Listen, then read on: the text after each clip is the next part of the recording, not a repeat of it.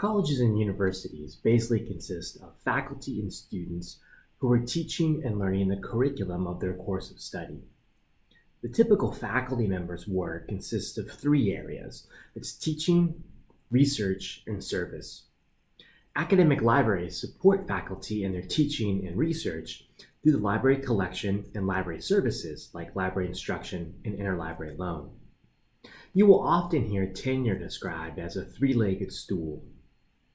One leg for each of the three areas. If one leg is too long or too short, the stool will topple over and the faculty member will not be successfully tenured. In reality, this is far from the truth. Service counts for very little in the tenure process, and the type of university will depend on how much emphasis is placed on either teaching or research.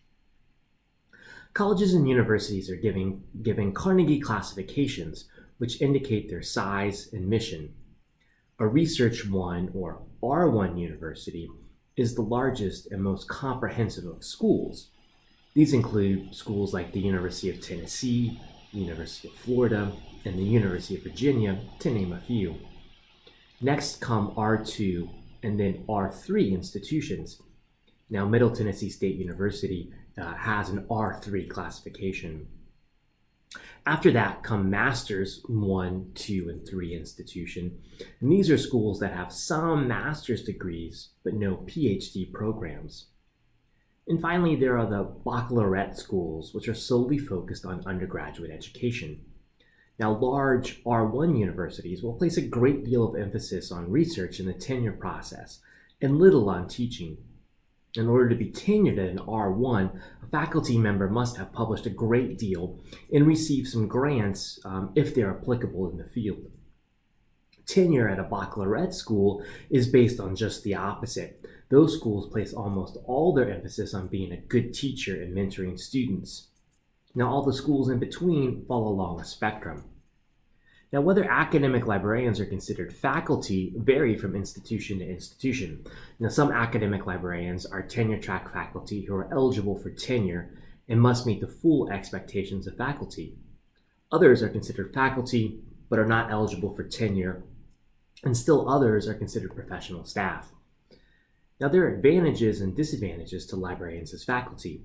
When librarians are faculty, they are allowed to serve on university committees, including faculty senate, and can use their university service as a way to collaborate with faculty and market the library. Now, the disadvantage is librarians are expected to research and publish.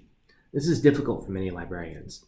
Library school does not train librarians to perform original research, and too much published research in the LIS field lacks the rigor and quality found in other disciplines. No matter the type of institution, faculty have control of the curriculum.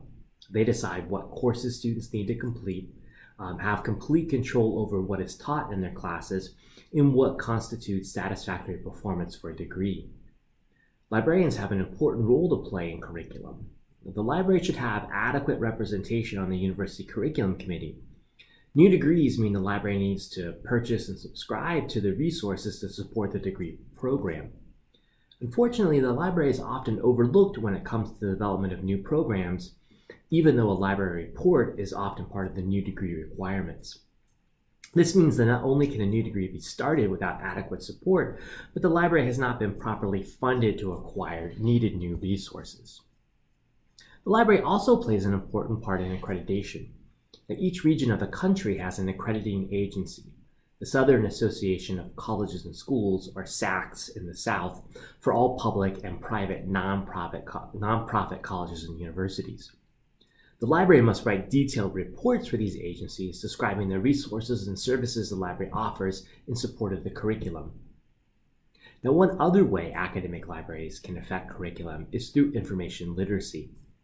Some academic libraries are working closely with faculty to develop information literacy assignments for their classes and infuse information literacy across the curriculum. We will end this video here, and in the next video, we'll talk about how academic libraries support students.